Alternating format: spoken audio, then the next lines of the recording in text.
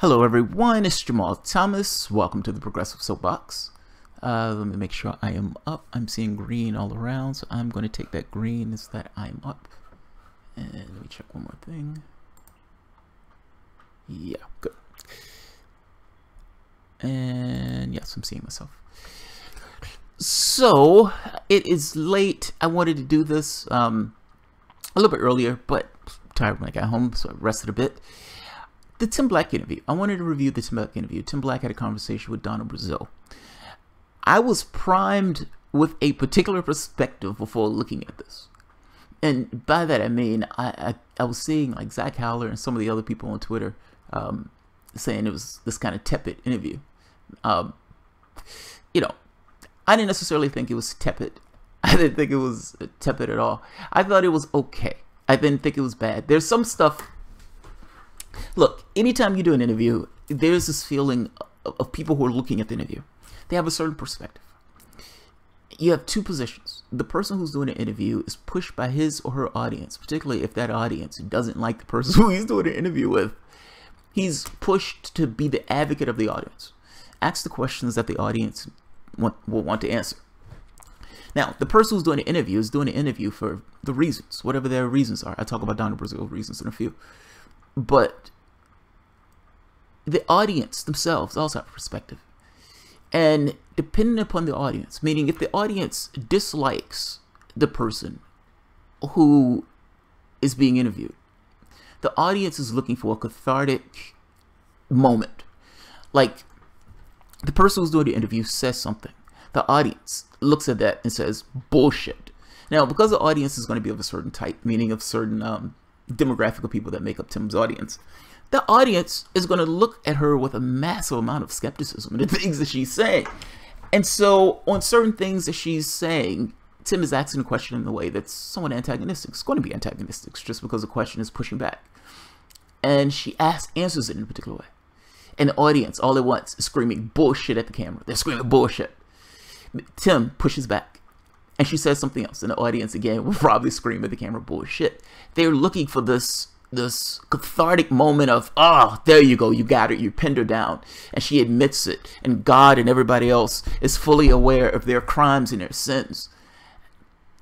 It doesn't happen that way. From the perspective of the person doing the interview, look, it depends on how good the person who's the person who's giving the interview. Donna Brazile is a political operative that's been doing this for 40 years. But you can only press somebody but so far. Like, it's not it's like they want the person to jump through the camera and punch the other person. It doesn't work that way. So that part, I understand where they were coming from. The audience wants something that the audience is fundamentally never going to be able to get. So fair enough. I didn't think it was bad. I actually thought it was okay. There's certain questions I think I would have pushed back a little harder on that may have been considered somewhat tepid. There are other questions I thought he pushed it on as much as he could push it on, because she clearly wasn't just going to answer the question. And like I said, she's been in this for 40 years. So she's not the easiest person in the world to interview, I would imagine. And yeah. Let's look at a few parts of it. I mean, ultimately, Donna Brazile is trying to divide the left.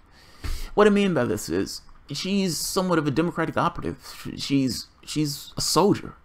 Even when she's talking about this stuff and she's having this conversation, it's very clear she's in this particular camp. Even when she wrote that piece for Politico, at the very end of it, I'm not going to kill the patient, blah blah blah, and she's a soldier to the very end, and all this other stuff.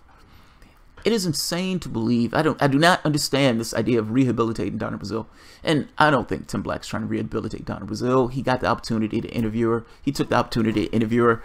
From her standpoint, however, the only reason she would talk to Tim Black is for the same reason Joe Manchin would talk to TYT. They want to make inroads into the left. They want to have somebody to kind of, I guess, be behind enemy lines, if you can say that. 15 million people left that party, and they full well understood that they lost 1,100 seats all throughout the country, the House, the Senate, the Supreme Court, and the presidency. They lost everything.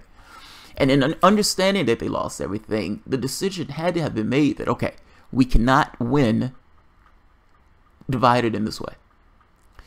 We need you to go and sheepdog these people back into the party by hook or by crook.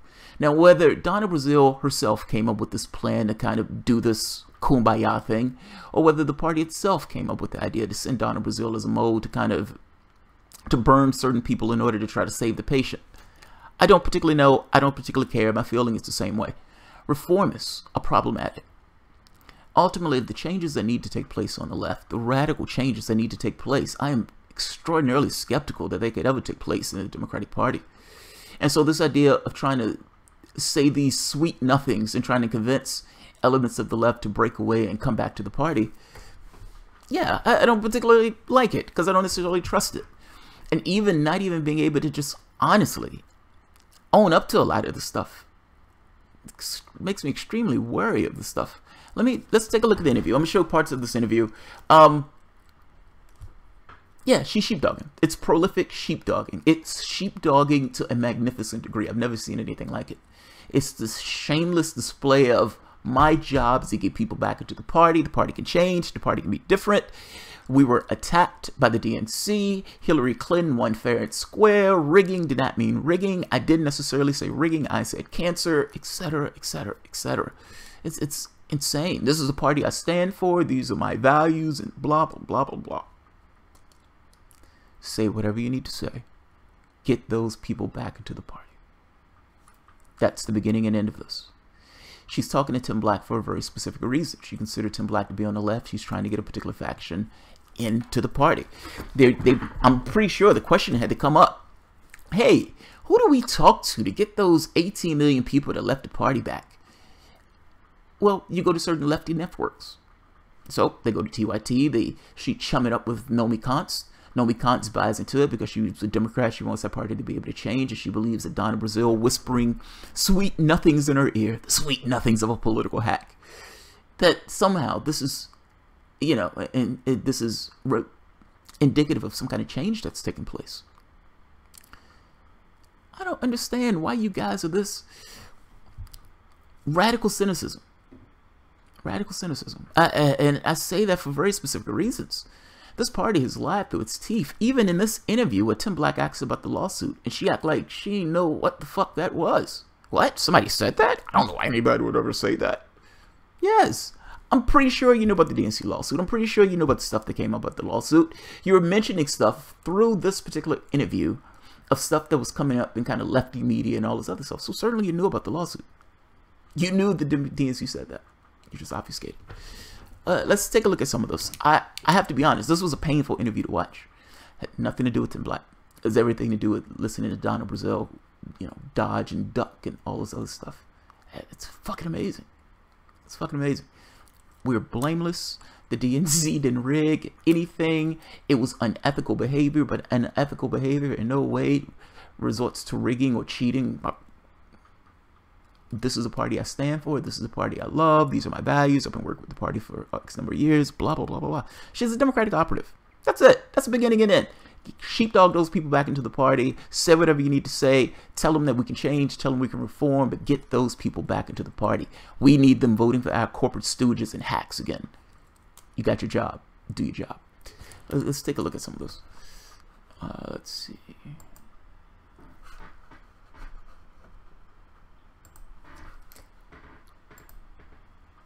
All right, I'm not sure where this starts off, but let's see where it goes. That is an amazing background. Definitely, there's probably very little that you have not seen before. And in light of that, what did you see in 2016 that first tipped you off that there may be some things that you need to look closer at? I thought 2016 was one of the most disruptive periods in modern political life. Clearly, I was involved in the 2000 Gore campaign, where, as you know, for 37 days, we sought to get every vote counted. But here I was, now the chair of the party for the second time. And this time I became chair as a result of a hacking. So my job and my focus was to not just elect Hillary Clinton, but to invest in the local races from school board all the way up to the Oval Office. And I also wanted to ensure that we had resources to back some of the down ballot candidates. When I became chair, the party was broke. I found out that we had signed an agreement. When I say we, the Democratic National Committee, the staff committed to the Clinton campaign, that in exchange for helping us to raise money to eliminate the debt from the 2012 campaign and the 2014 political cycle, that the Clinton campaign and the DNC staff had signed an agreement to give them access to 3 of the departments. While it wasn't unethical, I mean, illegal, I found it very unethical because Hillary Clinton did not secure the nomination until after June 7th. When you say unethical, there's been a lot of conversation about the framing of what happened during the primary. Some people use the word rigged. In the spirit of informing the people, I noticed that you've sort of changed your language on this. Do you still currently feel that it wasn't rigged or was rigged? Well, first of all, I never said the 2016 election was rigged. That's Donald Trump terminology. What I had to go out there and defend was what I call the cancer. The cancer essentially was the fact that the nomination wasn't won until June 7, when the last set of primaries and caucuses were held. In the summer of 2015, Secretary Clinton, along with Bernie Sanders and Lincoln Chafee, Martin O'Malley, and Jim Webb, they all signed a standard joint fundraising agreement. That is, it's an arrangement by which the National Party works with state and local state parties primarily, and the quote unquote presidential campaign committees to create this fundraising agreement. So what I found was, in addition to that agreement, which all of the candidates really signed, Hillary did raise money to put into that agreement. But what I found was an addendum. So I found no evidence that the process was rigged. What I did find disturbed me because it prevented me from doing my job as chair of the Democratic Party. I was not a staff person. I was not Hillary Clinton's staff person. I did not manage her campaign. I was not her chief strategist or consultant. I was the chair of the Democratic National Committee. Tim, you probably don't know this because you're a young person, but when I became Al Gore's campaign manager, I stepped aside as the co-chair of the Rules and Bylaws Committee to assure Bill Bradley, who was Al Gore's opponent in that race, that the DNC would not, in many ways, side with Al Gore versus Mr. Bradley. So I thought it was very important that the party remain neutral. And I know some people have seen many of our emails, and you will get into that. I will get into it as well. But the fact is that I found no evidence of rigging. Here's how you rig an election. And she's going to go into explaining, essentially taking the state level and everything else. Let's be honest. That's essentially changing a definition. What Donna Brazile said originally, because I have the document up, I can read it. Same with it, you can read it. This whole thing of rigging the election, the reason people were making this point of saying, well, wait a minute, you said Hillary Clinton had absolute control of the DNC. How is that not rigging a process when the body that's supposed to be doing an election, the body that's supposed to be responsible for putting through a fair and impartial election by its own bylaws, was given to one candidate? Now, how can one of the candidates be controlling the Democratic National Committee, essentially the apparatus itself, and the process not be rigged? You can play around with this definition of the word, but come on, be honest. Also, this whole thing of this stuff is handled by state levels. She's saying, well, you rig an election by changing the date of the election. You believe that that's the only way to rig an election? Or those things weren't necessarily handled by Hillary Clinton's campaign, meaning state level elections. But come on, those people were still part of a particular party. Let's be honest. They threw 200,000 people off the rolls in Brooklyn. Or it was 100-some thousand, but whatever. Like 150,000 people off the rolls in Brooklyn. Bernie's hometown just so happened to be his hometown. Now, that was illegal by state law and federal law. Are we supposed to believe that this was just routine and just random and just, mistakes happen? Is that what we're really supposed to believe? Come on, let's be honest. The Nevada thing, where they literally called for a vote, there were more Bernie delegates there, and they still gave it to Hillary Clinton. Again, what are we supposed to look at this? That looks rigged to me. That looks like they were cheating. You're also kind of making this point that Hillary Clinton had control of the purse strings in regards to the state parties. Are you telling me that those... Look, I'm just going to read Donna Brazile's words herself. So, this is the political piece. inside Hillary's secret takeover of the DNC. When I was asked to run the Democratic Party after the Russians hacked our emails, I stumbled onto a shocking truth about the Clinton campaign. Now, the part I want to get to is the money. I want to get to the money.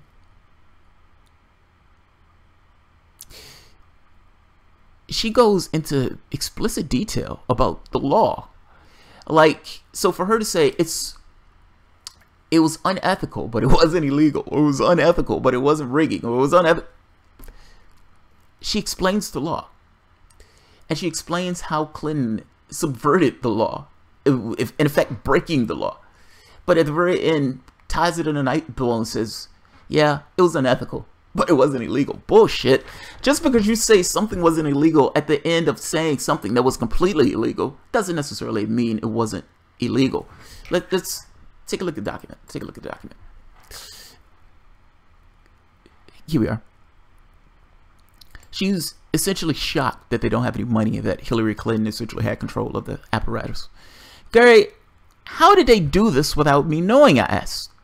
I don't know how Debbie relates to the officers, Gary said. He described the party as fully under the control of Hillary's campaign, which seemed to confirm the suspicions of the Bernie camp. The campaign had the DNC on life support, giving him money every month to meet his basic expenses, while the campaign was using the party as a fundraising clearinghouse. Under FEC, this is as a clearinghouse. Under FEC law, an individual can contribute a maximum of $2,700 directly to the presidential campaign, but the limits are much higher for contributions to state parties and party committees. Individuals who max out their $2,700 contribution limit to the campaign could write an additional check for $353,400 to the Hillary Victory Fund. That figure represented $10,000 to each of the 32 state parties who were part of the Victory Fund agreement, $320,000 and $33,400 to the DNC. The money would be deposited in the states first and transferred to the DNC shortly after that. Money in the battleground states usually stay with the state, but all of the other states funnel the money directly to the DNC, which quickly transferred to Brooklyn. That sounds illegal to me, Donna. That sounds massively illegal to me. The reason they have the $2,700 campaign limit is because they don't want people just outright buying politicians. Now, at this point, because of super PACs and everything else, they are buying politicians. But at least from an individual standpoint, that law still exists. I mean, it's not like one of those things where the law just doesn't exist because they can buy politicians in other ways. What you just said there was there is a limit of $2,700. But people can give a huge amount of cash to the Hillary Victory Fund and to the state committee and everything else. But if the money was transferred back to Brooklyn, meaning it was put into Hillary Clinton's bank account, how is that fundamentally different than somebody just giving Hillary Clinton a bunch of money? So if somebody gave, let's say, $400,000, $353,000. Let's say 90% of that money gets transferred back to Hillary. Let's say a few percentage points stays in the states. In many cases, they say 1 or 2% only stayed in the states. But let's say 10% stays in the states. That's still well over the $2,700 maximum that we're talking about being able to give the candidate. That sounds massively illegal to me. That sounds massively illegal. So this idea of, well, it wasn't unethical. Not to mention she had you on life support. So come on, let's be honest. Let's be honest. All of those people thrown off the rolls in Brooklyn, all of the gaming of the system itself, where they were shutting down polling locations in Democratic territories, meaning, for instance, Rhode Island or someone would say, well, we're cutting down on the number of polling locations by 60%. It's like, but why are you shutting down the polling locations by 60%? They full well understood that when they had surges and they had a large number of people voting, Bernie Sanders tend to have taken those states. So they started doing things like gaming the system in this way. It is massively disingenuous to pretend that the rigging was purely this thing of Hillary Clinton controlling the DNC in this way. It's like, come on, be honest. Be honest. And this makes me extraordinarily skeptical of anything else that Donna Brazile has to say. If the Democratic Party wants to sheepdog people into the party, fair enough. You had 15 million people leave your party. I can understand why those people leave the party. I can understand as an entity and a corporation, your business model is getting people to vote for you. Fair enough. You want to get them back into the party. You send your operative out. But you understand that a lot of people are extraordinarily skeptical about the party itself. And just like me, those people are extremely cynical of the party, considering the party has lied for the past year, screaming about unity, screaming about we hadn't cheated Sanders, all of the stuff, lying the entire year. Not to mention the failures in regards to the left, in regards to what Obama did in that office when he was in that office over those past 8 years. Namely, for the most part, nothing. At least from the standpoint of a lefty. Now, I'm making this point that you can understand why people will be massively cynical about your particular story, particularly if you can't even be honest about the fact that you cheated the guy. You're right, we cheated. We rigged it. It was the cancer. Yes, it was the cancer because we were essentially being bought by the Hillary Clinton campaign. However you want to say it, cutting it in the way you're cutting it gets across very clearly that you're still just a Democratic operative. At the end of the day, a Democratic operative. Don't say anything bad about the party. Yes, you can say this slight rigging, but you need to put it in a way that doesn't necessarily say that the process was rigged. You need to give a bullshit definition to what rigged meant, etc., etc., etc. Let's keep going. This just makes me massive. I understand that people want to reform the party. But if you can't, as a party, even have an honest biopsy of why you lost to reality show hosts, why you lost those 1,100 seats, and the fact that you cheated one of the candidates, how can you expect anyone else to take anything that you're saying as legitimate or honest? Let's just keep going. There's a few of these. Come on. Now, Donna, are you aware that during the litigation suit, the DNC fraud lawsuit that was brought by Jared and Elizabeth Beck, there was testimony by the DNC lawyers that said, and I quote, he says, "Hey, but where you have a party that's saying we're going to, choose our standard bearer, and we're going to follow these general rules of the road, which we are voluntarily deciding, we could have voluntarily decided that, look, we're going to go into a back room. They used to and smoke cigars and pick candidates that way. That's not the way it was done, but they could have." When we hear, can you imagine, like, the voters out there, people who worked on these campaigns, who donated money, when they hear the DNC lawyers make these claims that they could pick their own candidate, what incentive does that give voters and campaigners and activists a reason to support Democrats? Well, first of all, if any lawyer said that, they should be stripped of their responsibility to represent the Democratic Party. That's not the way in which I've seen the party operate. And remember, I came in at a time as a staff person when Jesse Jackson was challenging the status quo.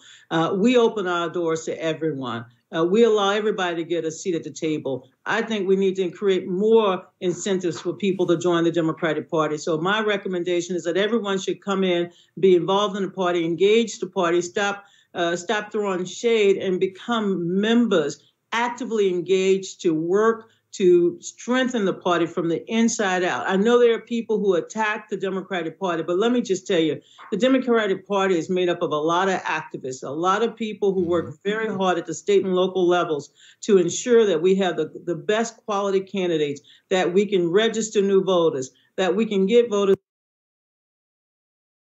That's a non-answer. That's a non-answer. She prattles on. That's a non-answer.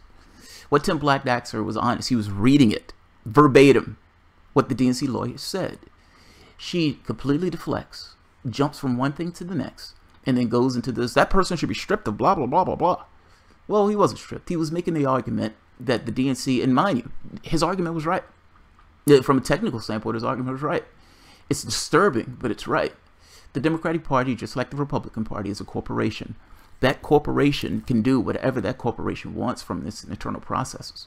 The bylaws and everything else is just, this is not necessarily legally binding. If they wanted to, yeah, they could choose a candidate. They could say, we're going to pluck a candidate out of a hat if we wanted to. The problem with all of this was the fraud. That was the problem. And again, if she can't even be honest about this, all of these, the reformers who want to try to rehabilitate Donna Brazile, if she can't even be honest about this, he is reading this verbatim. Verbatim. The problem with this is they're not throwing shade at you, Donna, the victim.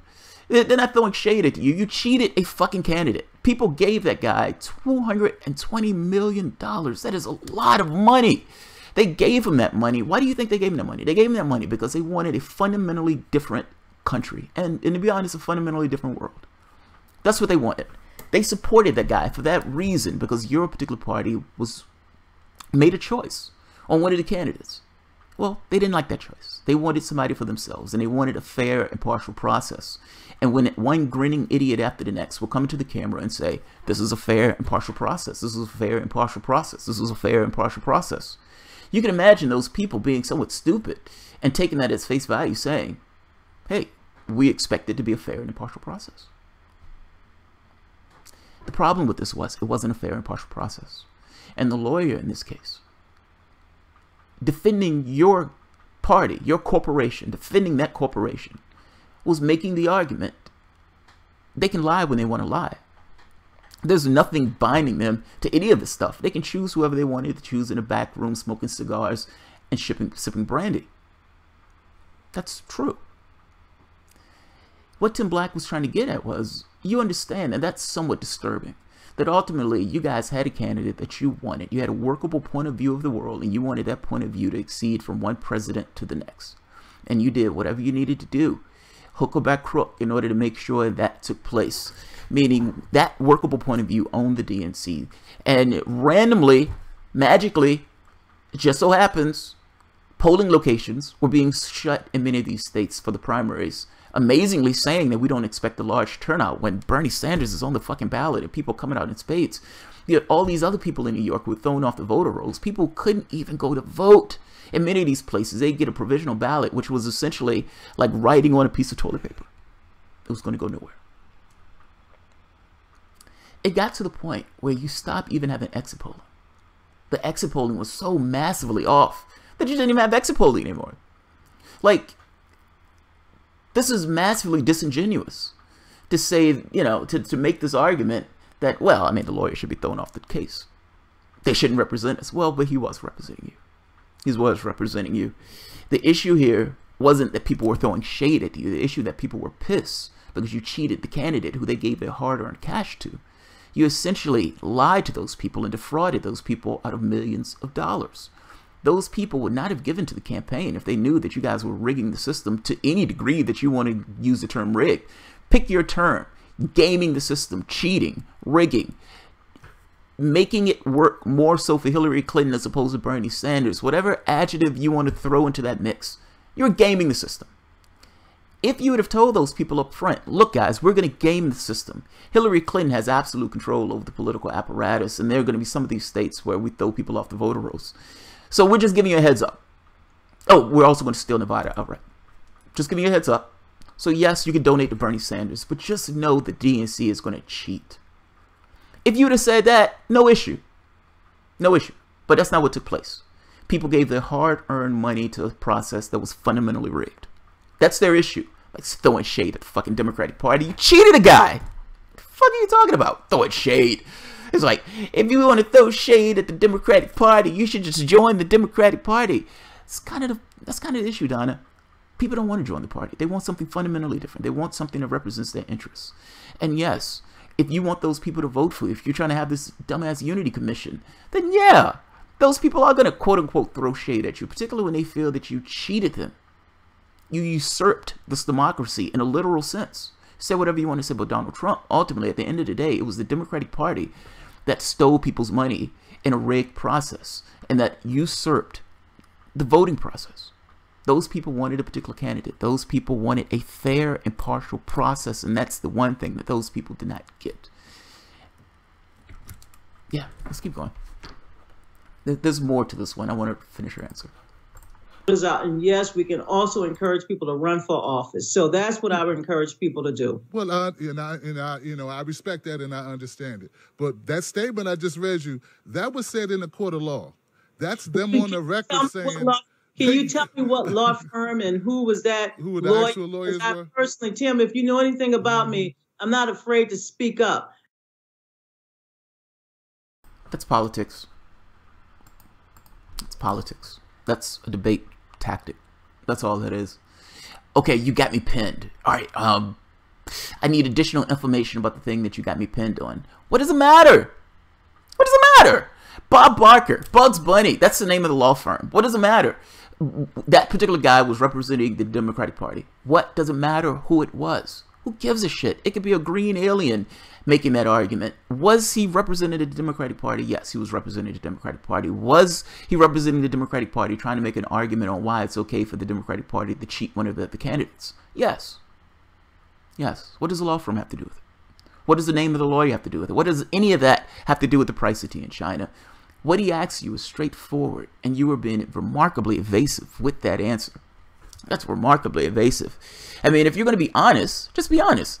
Just say, look, yes, we cheated in the last election, and I understand it. And I also understand that a lot of people could be pissed off at the whole thing of being defrauded and everything else. That's too honest. I understand that. That's far too honest. But you understand that this isn't fooling anybody. Like, it's not one of those things where people hear this and they look at you and the words that are coming out of you, they're like, yes, that makes sense. You're running contrary to what people's reality was about that last contest. And I guarantee you, just because Democrats weren't necessarily paying attention to that DNC fraud lawsuit, I guarantee you that everybody who was watching that video paid attention to that DNC fraud lawsuit. And I would imagine they're looking at that answer in the same way I'm looking at that answer as being massively disingenuous. Let's keep going. And I would like to challenge that, because that... You know, the Intelligence Community Assessment, or the ICA, you know, originally people were reporting that 17 different security agencies said that the DNC servers were hacked. And now we find out there were only 3. And those 3 agencies were basically headed up by people that James Clapper himself had installed. So, you know, it's still an alleged, Don, it's an alleged hack. Many people believe that there was a leak inside the DNC based on the forensics of the download speeds of the files that were actually containing the metadata of the files that were downloaded or obtained by WikiLeaks. Have you heard about James Clapper's assessment of that, where he dialed it back from 17 to 3? Look, I have seen more what I call rumors, and more people trying to doubt not just the intelligence, but what we learned. We had our own independent investigators. Read the book. Read the chapter on the Hacker House. Read what we learned. Read what we found out. Nobody wants to go out there and publicly tell the world that your data, your emails, everything is being attacked. But it happened. We had hackers, white hat hackers, who came in to help us. We had more than one company doing forensics with us, and we had more than one way to what I call find out what we needed to know. And so it's important. I understand some of the stuff that was produced in the nation. I also saw how they walked back some of that material. So let's be clear. The DNC was a victim of a crime, cyber hacking, cyber espionage. Just like we learned North Korea was behind the Sony pictures and the hacking at Sony. We know we have very good evidence that it was a Russian. It was a stealth operation, military style, by the FSB, GRU. These are things that, Tim, had you and I talked 2 years ago, I would have been looking at you like, what the hell? Now, I don't know all of that, all the soups and all the alphabets in the soup. Right. But I got my intelligence from multiple sources, and I can tell you without a doubt that the DNC was hacked, and that the sources of this intelligence came from credible people. And yes, let me just say something about WikiLeaks. Someone said to me recently, they were honest whistleblowers. I said, really? Well, then why did they put out information daily, that time with Donald Trump's what I call news conferences? Why did they seek support from the Trump campaign officials and putting out this information? And why didn't they dump all of the content so that there would be some context if they tried to go about sowing discard and discrediting Hillary and making sure that Bernie people felt as though we were attacking them? All of this was part of a massive disinformation campaign, a propaganda warfare. And one other question people get from me all the time, or at least tell me, they said, well, the United States government has done it before. Well, you know what? I never believed 2 wrongs make a right. As someone who was hacked, as someone who's had to deal with the repercussions of the hacking, Tim pushes back on that. Look, it's not that two wrongs make a right. It's that at the very least it gives context. How are you flipping out about something that your country does itself? That's the point that people try to make to you when they say, well, the United States has done that. You know, destroying Libya was getting rid of a government. Destroying Iraq was getting rid of a government. Undermining Syria was trying to destroy and get rid of a government. I'm trying to make this point that this idea of a cyber attack, I believe it was a leak. I don't believe it was a hack. And I have this strong suspicion that if it was indeed a Russian hack, they would have just presented information. Here's the information demonstrating that this was a Russian hack. All doubts put to bed. There's no, there's no debate here. This is the evidence. This is the information that we're using to prove this thing. That's straightforward. That's not what took place. That's not what took place at all. In fact, it was the opposite of what took place. Tim Black asked her about her servers. Well, first point. Let's show this. This is Truth Dick. The people who what is it called? I can't think of the name of it. It's essentially NSA professionals, CIA professionals, those guys. VIPs, veteran intelligence professionals. Their investigation of it showed that it was a leak, that it wasn't a hack, that it was physically impossible for it to be a hack. That's the part that she fundamentally escapes over. Physically impossible. This is not, this was not just some random guy on the street. These are people who worked as professionals in that particular industry. And they made this point that, look, they went from 17 to 3.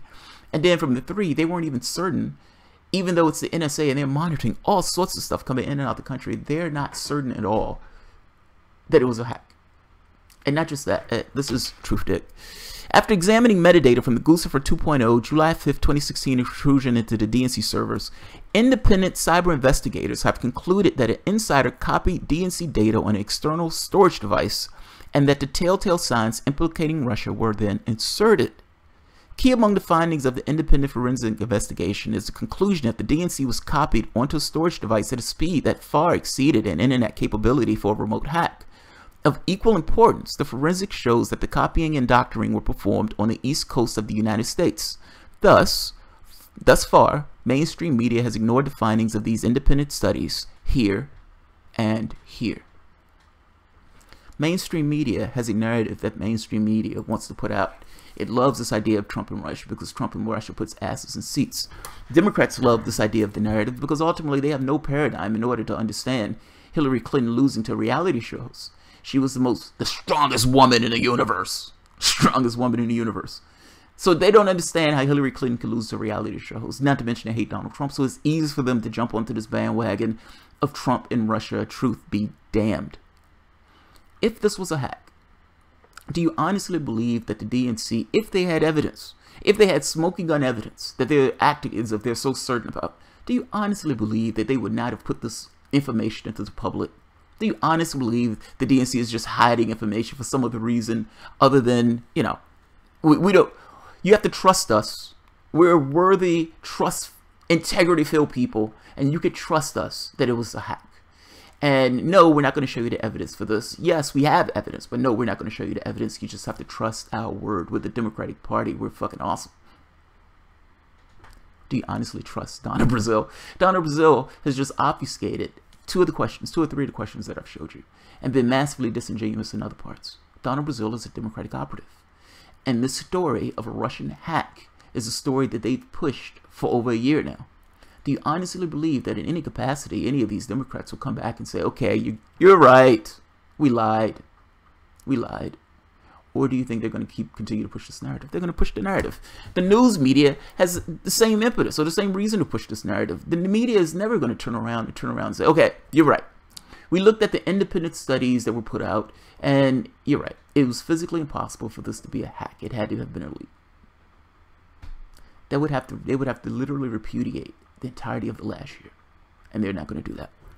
Donna Brazile doesn't want to own the fact that Hillary Clinton lost to reality show hosts in the same way that other Democrats don't want to own that Hillary Clinton lost to reality show hosts. And she wants the sympathy for the devil. Oh, we were attacked. We were attacked by foreign agents. The Red Menace, the Ruskies were out to get us. We were attacked. I was terrified. I was at home holding my pillow with my sheets. I was terrified. I thought Putin was coming to get me. We do the same thing in other countries. A, I don't believe it was a hack. And B, Hillary Clinton made the story up right after she failed and lost the election, making this argument that Trump and Putin colluded in order to hack the election. So yeah, again, I don't believe this. Unfortunately, Tim Black pushed back on this, and Tim Black was kind of making this point, well, look, I still believe this was a leak. I don't believe that this was a hack, and I believe that the independent studies were right. They don't want to own it. They don't want to own their failure. This is a magnificent failure. They don't want to own the failure. They lost to reality shows. Donald Trump was the most hated man on the planet, and Hillary Clinton still couldn't beat him. They still couldn't beat him. That's fucking embarrassing. Let's just keep going. Let's keep going. There was something else about this. By the way, you shouldn't have had the no sellouts banner. You should have used a different banner. You just got rid of the no, just sellouts banner. I mean, and no, that's not fair. That's not fair. Donna Brazile is not selling out. She's true to her party. She's true to her party. She's a Democratic operative trying to sheepdog people back into the party, saying whatever the fuck she has to say to get those people conned and back into the mix. Let's keep going. If, considering the sensitivity of the data, of our election process, as you outlined, as you expressed, why didn't the FBI examine those servers, Donna? Why didn't you drop them off at the FBI's doorstep and say, hey, look at this. Why hire an outside vendor? Why hire outside vendors to look at this situation and make it? Now, that's an amazing question. Now, that's a damn good question. Because, and Tim Black has a point. Well, of course, other people have asked this question. I've asked this question myself. But it's this thing of, you guys are acting like the FBI, the NSA, and the CIA are the words of God. And in an odd way, and pretending as if these guys are saying these are the words of God. The body, or the investigative body for the federal government, for the United States, is the FBI. And this organization that's supposed to be the word of God, at least based on the Democrats and based on the mainstream media right now, this word of God was not necessarily given the tools itself in order to investigate this process, to investigate what took place. You didn't give the service to the FBI. That seems extraordinarily weird that you wouldn't give the service to the FBI. What do you think her answer is going to be? Meaning, do you think she's going to answer this question directly? Or do you think it's going to be spin and dodge and duck? It's a straightforward, damn good question. Let's see her answer.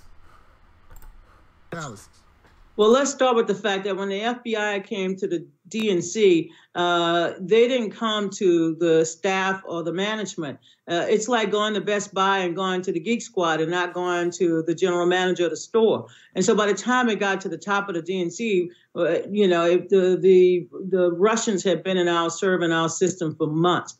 What we did. Wait, just a quick question, because I don't want that to pass. Are you telling me that the FBI went to your offices and nobody alerted the people who are higher up in the DNC? Is that what you're telling us? FBI came and says, hey, we would like your servers. And nobody ever flagged it. Nobody phone called anybody. Nobody told anybody else. The people in whatever that particular Geek Squad thing just kept it to themselves. That makes no sense. That makes no sense.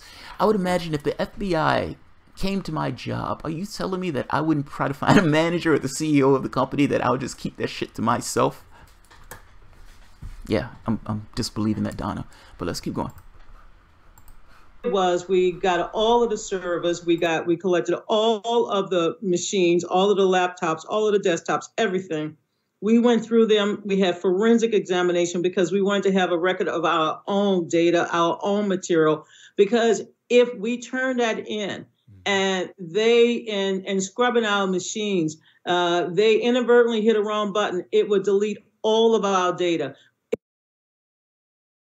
Are you telling me that the FBI is so incompetent that they would hit one button? What is this? Like a comic book movie villain where the FBI is sitting in an office somewhere and there's this one big red button and they just hit that one big red button and everything is deleted. It's like a Rick and Morty episode where it's like, press this button in order to teleport somebody into the middle of a black hole. This is incredible. That's all I'm saying. This is an incredible story. Well, when the FBI came to us, they went to the Geek Squad. I mean, they weren't really going to go to the higher ups. And by the time it got really up to us that the FBI wanted to get the servers, I mean, we had already did something else at that point. But we scrubbed them ourselves. We looked through them ourselves. Okay, let's keep going. Let's hear the rest of the story, because the story is fantastic. I love it. It was bad enough that it took us 9 months to get to for the FBI to come knocking at the door and not just going to the Geek Squad. The last thing we needed was to turn over all of our machines without having our own copies. So what we did is that we made our copies and we gave them to them. Are you telling me that the FBI couldn't make copies? I just find the story to be amazing, incredible. The FBI was so incompetent based upon the Democratic Party's idea that they could hit a button and then delete all of the information. The other part is the FBI didn't have the capacity to copy it themselves and give them a copy after the FBI made a copy. You would think that, oh my God, we were attacked by a foreign agent. She's using this term, attacked. We were attacked by a foreign agent. And you're telling me that after being attacked by a foreign agent, your first thought is, we're terrified for my life, but I don't want the FBI to look at my servers. I'm sorry, man. I'm sorry. This just makes no sense. But ultimately, they ended up going to private agencies in order to get those private agencies to do forensic, data analysis. The data that the FBI ended up getting was from CrowdStrike. It wasn't what the FBI was even able to look at themselves. The FBI was getting data from some other source. The Democratic Party is simultaneously declaring that the FBI, CIA, and the NSA, that those assessments, which are not definitive determinations of anything, but those assessments are words of God. But at the same token, the hands of God. They don't necessarily want them to touch their servers. That's amazing. I find that just be an amazing answer. Let's keep going. She has more. And that's the evidence they use. And if you heard Director Comey's testimony early this year, he said that it came from a very good source, CrowdStrike, and the FBI was able to get what they needed. Now, let me tell you, we turned over a lot more to them. And if you read my book, I even talked about how a week out, they still wanted us to delete our files because of the constant attacks that we were under. And we decided that we had to go with whatever we had left because it was just not possible. When you talk about Come on, be honest. It took 9 months for the... I just find this so incredible, that's all. I find this so remarkably incredible. The FBI came knocking. You said that you were attacked. You said some foreign agent attacked your servers. No, we didn't necessarily give that service to the FBI. We gave them to some private entity that we ourselves were paying. That private entity turned over the information to the FBI, and the FBI made an assessment off of that, to which they're not necessarily even certain about. You as a DNC have information to prove that Russia hacked you, but in no way are you going to put that information out to demonstrate that Russia hacked you at all. We have to take your word for it. This is an incredible story. I mean, come on, this is an incredible story. For the reformers, you're seeing Donna Brazile give this story and give this case. And I understand that there's some people who want to rehabilitate Donna Brazile. Fair enough. Do you? Do your thing. But when she's having this conversation with Tim Black, and Tim Black is asking her fair questions. I mean, it's mentally fair questions. Some people might say tepid questions, but nonetheless fair questions. You get, 5 minutes of nonsense. If that's what took place, if that's literally what took place, you guys are either corrupt or incompetent or some combination of both. If you're going to say that somebody hacked you and somebody attacked you, the most natural thing in the world is to give the FBI your service and ask for a copy of the information. What are you hiding to the degree where you had to wait all that time to get the FBI your service? And even then, you allow CrowdStrike to hand over the information as opposed to actually giving them the actual physical servers themselves. That's just an incredible story. Look, her video is going to be at the bottom. I have a few more of these, but you can look at the entire interview for yourself. I am immensely skeptical of this. Like, it sounds more to me like Donna Brazile is an operative of the Democratic Party. Donna Brazile is not going to say anything that go against this idea of the Democratic Party, even when the Democratic Party has done something wrong, even when they fucked up royally, even when they fucked people over, even when they cheated people, there is no process. We're victims. We're victims. Yes, we cheated one of the candidates, but more than that, we're victims. They weaponized information revealing that the DNC was cheating Bernie Sanders, those bastards. Those bastards. How dare they reveal information showing the Clinton Foundation was a slush fund and that we were cheating Bernie Sanders. Just keep going. It's fucking amazing. No sellouts, my ass. You see, Tim, the narrative was they wanted to put the story out that we were against Bernie. I found no evidence. You were against Bernie. Yes, there were some staff people who were knuckleheads, and you know what happened to them. Some of them resigned, some of them stepped aside. But the staff people that were knuckleheads. Do you mean Deborah Wasserman Schultz, who was the head of the DNC? Is that what you're talking about? Look, some of the staffers, she's not a staffer, dude. She was in charge of the Democratic National Committee, and she ends up stepping down because she was that flagrantly corrupt. I mean, come on. Come on, be honest. You're acting like the person who was the head of the DNC was some knucklehead, at least unless you were talking about somebody else. I don't know who you're talking about. But if you're talking about that person resigned or that person stepped aside, the person who I know of was in charge of the Democratic National Committee, was in the tank for Hillary Clinton. That woman's name was Deborah Wasserman Schultz. That was the corrupt person who you end up taking the job for after you were fired from CNN. Let's keep going. I'm like, this is what happens when you're a hack. WikiLeaks did not give out all the information. They gave out the false narrative to sow discord and to create a false narrative to destroy the credibility of our nominee and to sow discord between Bernie camp and Hillary camp. See, right there, man, this is what I mean. WikiLeaks didn't tell Hillary Clinton to skip Wisconsin. WikiLeaks didn't tell Hillary Clinton to prop up Donald Trump to be this kind of this candidate that would get the media and everybody else's Pied Piper candidate. The media didn't say to use Bernie Sanders' race against him in the primaries. That was Tom Perez. Think about that. A Hispanic, a person of Hispanic descent, is using race as a weapon to attack the white candidate. That's fucking amazing in and of itself. And that backfired in the main election when those exact same people looked at the process and said Democrats are for them and not for us. Use identity as a weapon. Now, I'm just trying to make this point. That wasn't WikiLeaks. It wasn't WikiLeaks that gave 95% of the wealth to the top 1%. It wasn't WikiLeaks that protected the banks. It wasn't WikiLeaks that expanded Bush's 2 wars to 7. Those things weren't WikiLeaks. It wasn't WikiLeaks that was using the Espionage Act to attack journalists and investigative reporters, or people who were giving up waste, fraud, and abuse, whistleblowers. Those things weren't WikiLeaks. Those things weren't WikiLeaks. WikiLeaks didn't sign NAFTA.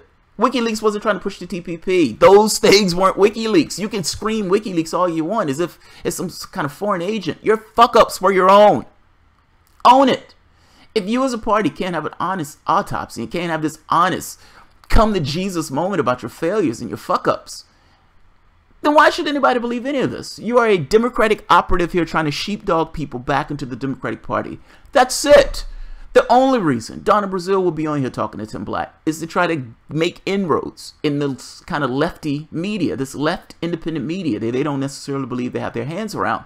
So yeah, they're going to go through No Mika with TYT and they're going to whisper sweet nothings in our ear. Hey, you're going to be a Democratic insider. I'm going to be a Democratic insider. Yes. Yes. Donna Brazile tweeted me the other day. It's like, come on. You're being used. You're being used. Or at least I think you're being used. I take you as being earnest that you want to change things and that you want to be a reformer. This woman has been a political hack for the past 40 years. You believe that she's all of a sudden changed her stripes. She's telling you what she needs to tell you to make inroads into the left. That's the beginning and end of it. That's the beginning and end of it. The fact that she can't be honest about this stuff is problematic. WikiLeaks didn't cause all your failures. WikiLeaks didn't write those emails. You guys wrote those emails. That was on you. That wasn't on WikiLeaks. Yes, WikiLeaks got his hands on the information. Yes, WikiLeaks released the information. And yes, between the two, I would imagine WikiLeaks didn't want Hillary Clinton to win. Fair enough. WikiLeaks did contact Donald Trump Jr. But reporters contact people all the time when they try to get those stories. if you're going to say WikiLeaks was putting these things out every day, Donald Trump, I don't know if Donald Trump was doing a press conference every day, but if WikiLeaks was dripping these things every day, then it wasn't in tandem with Donald Trump. And WikiLeaks started releasing this information before the Trump stuff. So yeah, no, I massively disagree with you on this. Yeah, I mean, she's acting as if the party is blameless. We're victims. We're victims. We're victims. The DNC is victims. They weaponize true information that we were cheating Bernie Sanders and that the Clinton Foundation was a slush fund and that the Clintons, for the most part, was lying through her teeth when she was talking to the audience because she was saying one thing to Wall Street and turning around and saying something else to everybody else. Are you fucking kidding me? Are you fucking kidding me? WikiLeaks in this situation is the problem. It's like, how dare they use Hillary Clinton's words and the things that she said in these speeches and the things that we were communicating to each other when we were lying to the public. How dare they use that and show that information to the public? Those bastards. Those bastards. Those brutes. It's like, hey, why don't you let them see your servers? Yeah, can't do that. Can't do that. We're broke, but we'll pay an organization to actually do this instead of letting the FBI do their job. It's fucking amazing. Let's keep going.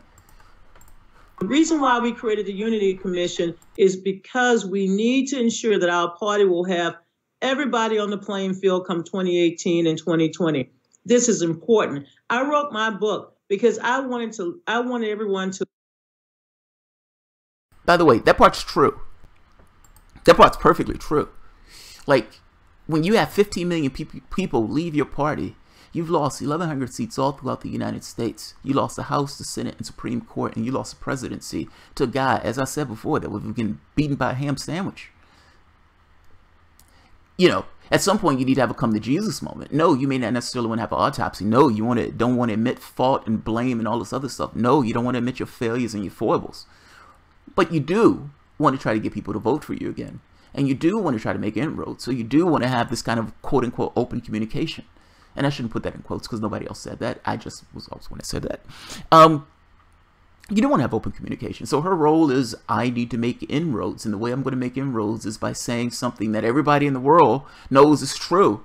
So they can trust me to some degree. But I'm going to backtrack like nobody's business when anybody charges or confronts me on that particular story. It's a flat fact true that the whole point in doing this is that they want everybody on deck for 2018 and 2020. What that means is we need people to vote for Democrats. And you people have left us. You people have left us. We can change. I don't have horns. I don't have spots. We can change. We're not that bad. Trust us. This was the Joe Manchin argument when he was on TYT. I'm not that bad. Republicans are worse. I'm not that bad. We're least worse. We're least worse. You should vote for us. We're least worse. Same argument.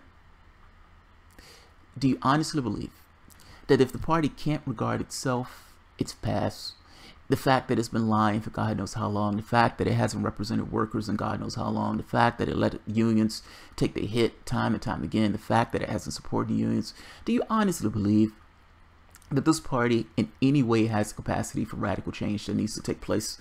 I've gone down the list of things that affect our population. And I'm talking about from a world standpoint, but even from a country standpoint. An economic system that really works only for the 1%. They're about to rape the public right now to the tune of $1.5 trillion on the backs of the American citizens. An economic system doesn't work for the majority of the public. It only works for the top 1% and the upper 0.1% that much more. Capitalism is a tool that that gives wealth to a certain thing. Like any other tool, it gets sharper and sharper as it goes along. Extinctions. 40% of the extinctions have taken place over the last 40 years. That number is mind-blowing to me. That number is mind-blowing to me. The nutrient density in the foods going down. The climate change thing where we have all these storms getting worse and worse. And they're looking at the predictions and finding that the predictions are underplayed. Meaning it's worse or it's going in the course of the worst case scenario. Not the best case scenario. And there is no hint that we're lighting up at all in regards to this carbon thing, this putting this stuff in the air. Even the fracking, destroying the land, destroying the habitable environmental space with the food production and everything else. We have several issues that affect each and every one of us. Take it from the environment for the moment. Take it just to us, from an economic standpoint. You have an economic system that looks at this thing of labor as being a pain in the ass. And because labor doesn't have an advocate, Labor doesn't have anybody to represent its interests. Ultimately, labor gets the short end of the stick. The playing field moves further and further to the right. So Democrats are now playing on Republicans' field. And ultimately, they agree with Republicans on the way that the world is. They just don't necessarily agree on the level to which the raping degree. Let's call it that. Let's call it that. The raping degree. Workers don't have anybody in this process. Ultimately, workers are left to their own devices, and they're held hostage by the Democratic Party, terrified of the Republicans. So whatever the Democrats say, whatever the Democrats do, they would vote for the Democrat. Now, the problem with this is, in this election, Donald Trump made that pitch for those workers, and Donald Trump got a chunk of those workers, and that chunk was enough to win the election. Until you confront that honestly, until you're willing to have this conversation about class and have this conversation about why Trump was able to pull people away from what should have been, I mean, literally beat Democrats in a populist contest. That's fucking amazing. That's fucking amazing. I mean, do you know how far you have had to fall in to have a billionaire beat you in a populist contest? That's flagrantly embarrassing. It really is. So, unless you're willing to deal with that particular point, then all of this is moot.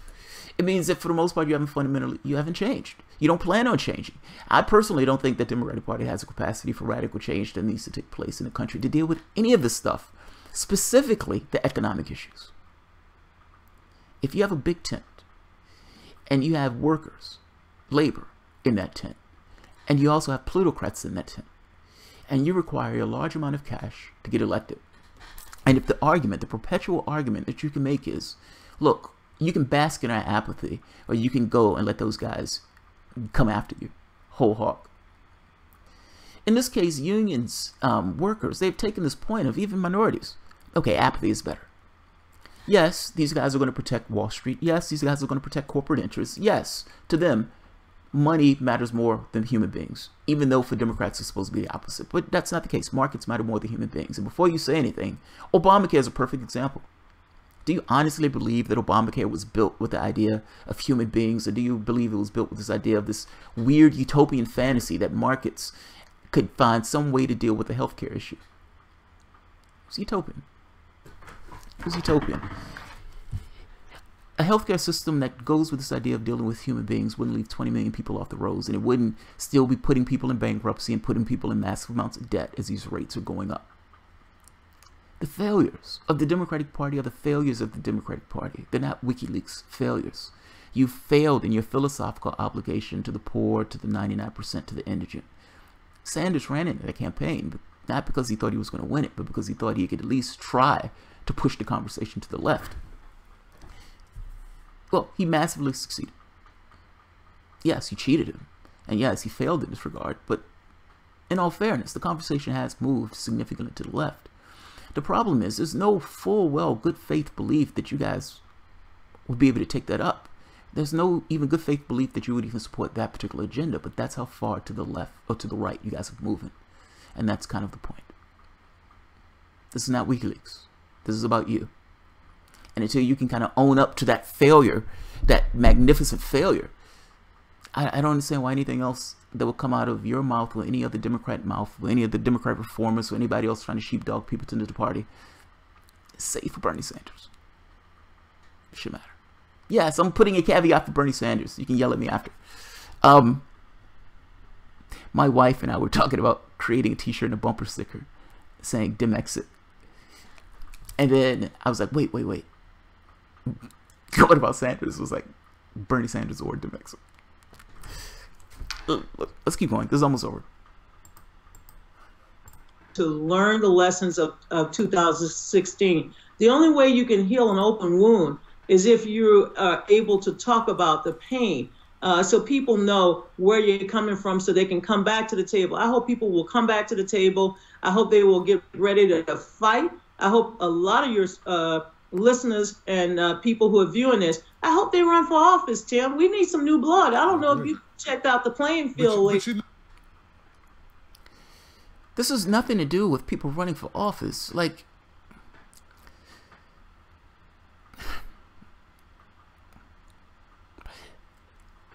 look, I guess my point is, how can you reform something if the something that you're trying to reform doesn't even acknowledge that there's anything wrong? And yes, I understand they're doing a unit reform commission and everything else. They vote on it at some point in the history, in the future. I have no idea when. They don't even know when. The people who are on the commission itself don't even know when. But fundamentally, how do you change something if the people who are in that process don't think it needs to be changed, or just want to keep it going? When she was talking, there's a part where she talks about superdelegates. She's like, well, they only make up 15%. They only make up 50%. It's only 15% undemocratic. That's all. We only cheat by a small degree. Come on. That's what I mean. The Democratic reformists, they're trying to rehabilitate this woman. Let's keep going. No, yeah, I have. I do. And and to that point, Donna, there are a lot of people who are concerned with the Democratic Party. Nico House has a show called Mikasa Sukasa, and he wanted me to ask you. He said, looking at Hillary's track record, he never felt that Hillary was the best choice for Black Americans and minorities. He felt that Bernie was a better choice for that. And I know in your book you said, I'm not going to be treated like Patsy the slave. Like this type of undermining of African Americans. If 2020 comes, why would we get behind a candidate in the party that treats Black people like Patsy the slave, or like underlings, or doesn't respect, like the Hillary Clinton campaign didn't respect your advice when you said, hey, give me the information, give me the numbers, give me the money so that I can effectively affect this. No offense to Nico House's question. There was another one that I wanted. Noah actually asked a really damn good question, and I wanted to get to that one. She's going to go into this thing about people running for office and all this other stuff. Fair enough. One of the legacies of the Obama administration was the Occupy Wall Street movement. And the Occupy Wall Street movement was essentially dismantled using the legal apparatus, including in places where Democrats held sway, like the FBI working under the Obama administration.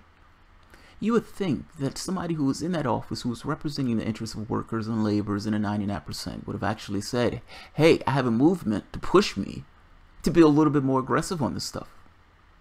Not necessarily.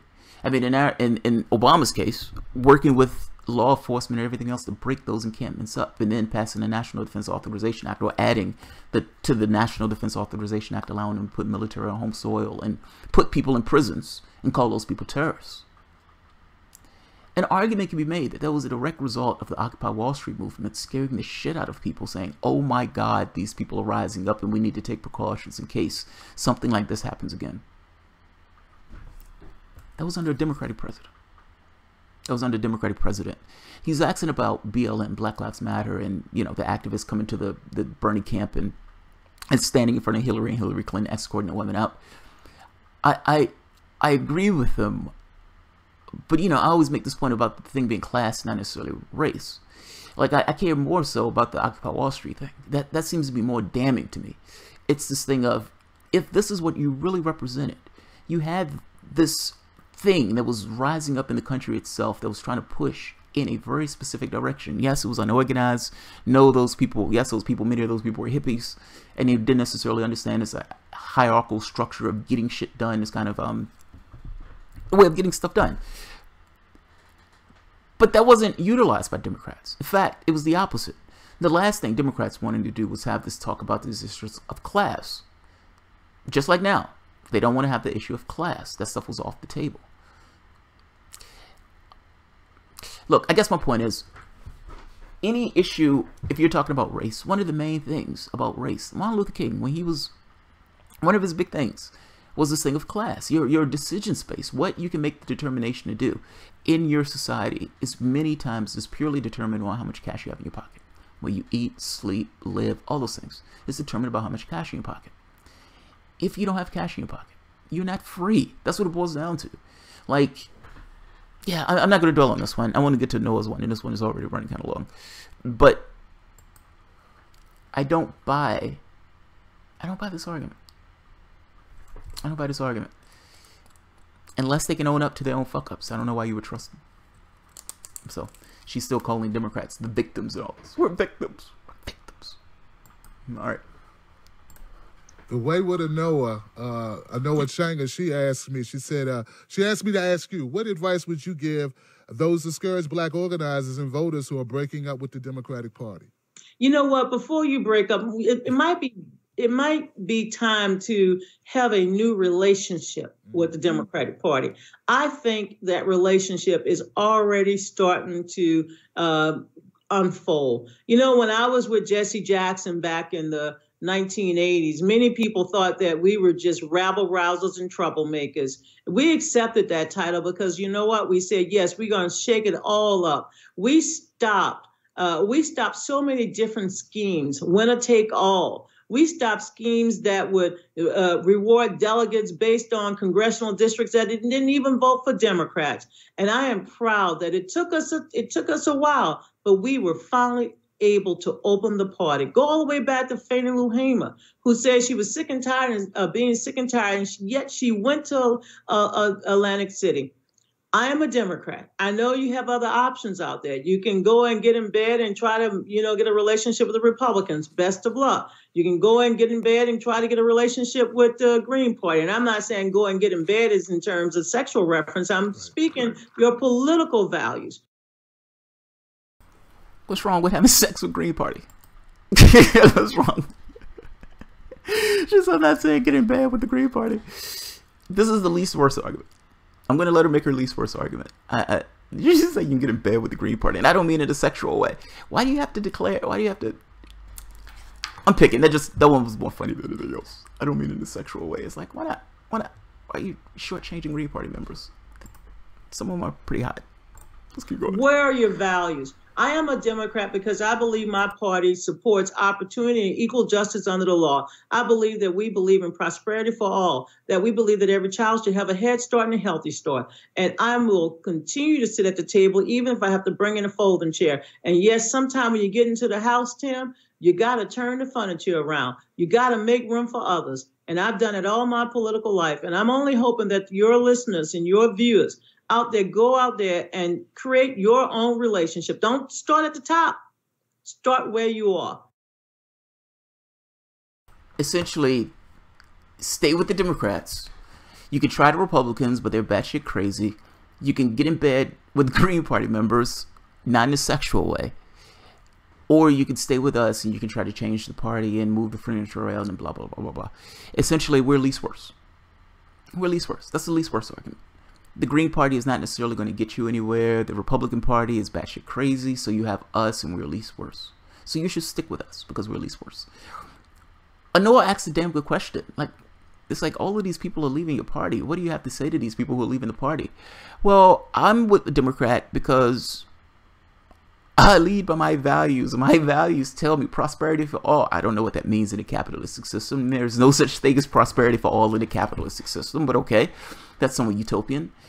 And this idea of equal justice under the law, you guys put in a provision of the NDAA that would allow American citizens to be ferreted away in black sites.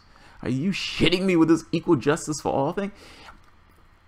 I wish he would have asked her right off the bat, hey, the WikiLeaks documents show that Hillary Clinton was taking money in the Clinton Foundation, and some of the stuff looks like she was monetizing the State Department. If we're talking about equal justice for all, is it fair for Donald Trump to have an investigation into the Clinton thing, since the Comey investigation wasn't really, and I'm conflating two, by the way, but I'm just making this point of the Clinton Foundation, in addition to a new investigation regarding the emails. I mean, after all, if it's equal justice for everybody, shouldn't she also be subjected to equal justice just like anybody else would be? Well, I'm pretty sure in that case she doesn't mean equal justice for all. She means equal justice for some and not everybody. The democratic values, if you want to look at democratic values, I would say look at what they do. Don't listen to what a democratic hack says about their values. If you ask a Republican hack, what would a Republican hack tell you? Meaning, if you ask Paul Ryan the exact same thing, what will Paul Ryan tell you? We believe in prosperity for everybody. We believe in our values. We believe in blah, blah, blah, blah, blah. That doesn't mean anything. They would say we believe in equal justice under the law. Paul Ryan can give you the exact same answer. Paul Ryan can give you the exact same answer. This is sheepdogging. That's all this is. This is sheepdogging. Get people into the party. We need to get people into the party. We want all hands on deck for 2006, for 2020, 2018 and 2020. Sheepdog, sheepdog, sheepdog, sheepdog. We can change our spots. See, I'm here. I'm on this lefty network. I was on TYT. I was talking to Nomi. I text Nomi Cons. We're buddies now. You can trust me. I'm Donna Brazile. The Democratic Party was victims. We need to get more people to the victims. More people should run for office. We're blameless. We're blameless. We didn't give our service to the FBI because, reasons. Because of reasons. Reasons matter, man. It's like, well, hey, it looks like you cheated Bernie Sanders. Well, we didn't really cheat him. I don't like to use the word cheat. I just mean that Hillary Clinton, one of the opponents, had control of the entire political apparatus. I mean, you can call that cheating, but I don't necessarily use that term cheating or rigged in my vocabulary when I'm describing grossly unethical behavior. It's one thing after the next, a lawsuit. Well, I mean, who's the lawyer in that lawsuit? The fuck does that matter? What does it matter? If the lawyer name was Bugs Bunny, was Bugs Bunny representing the DNC? The answer is yes. Was that statement read from that lawyer, Bugs Bunny, representing the DNC? The answer is also yes. What does the lawyer have to do with anything? The DNC made that argument. I'm going to put this at the bottom. You can take a look at it yourself.